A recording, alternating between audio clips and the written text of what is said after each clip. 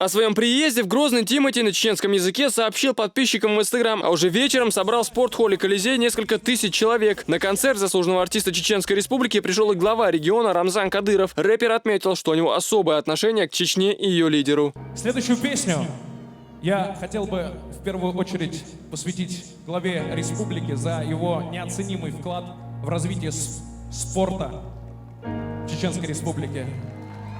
За то, что Рамзан Ахматович является ярчайшим примером не только для вас, но и для меня, несмотря на то, что у меня пока еще не очень получается с боксом, но я стараюсь.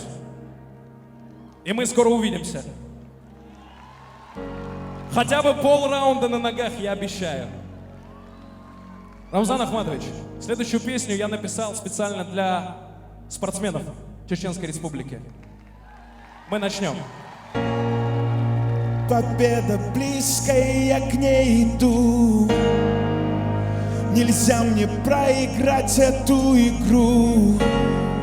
Зрелище в Колизее получилось красочным и ярким. Организаторы превратили его в настоящее шоу. Сегодня звучало много песен, самой яркой из которых была патриотическая композиция о героях страны. Это уже не первый визит Тимати в Чеченскую Республику. Он неоднократно бывал здесь по приглашению Рамзана Кадырова. Во время концерта исполнитель не раз подчеркивал, с каким трепетом он относится к Чечне, и заявил, что Грозный является его вторым домом. Знаете, сегодня в преддверии начала священного месяца Рамадан, да.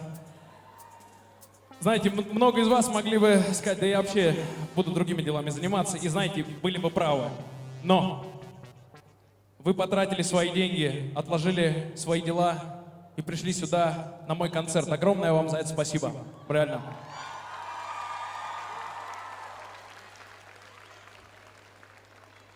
От души спасибо всем вам. Я уже сказал, что Грозный уже как мой второй дом. Я сюда приезжаю с большим кайфом, удовольствием. И приеду еще не один раз и дам не один концерт.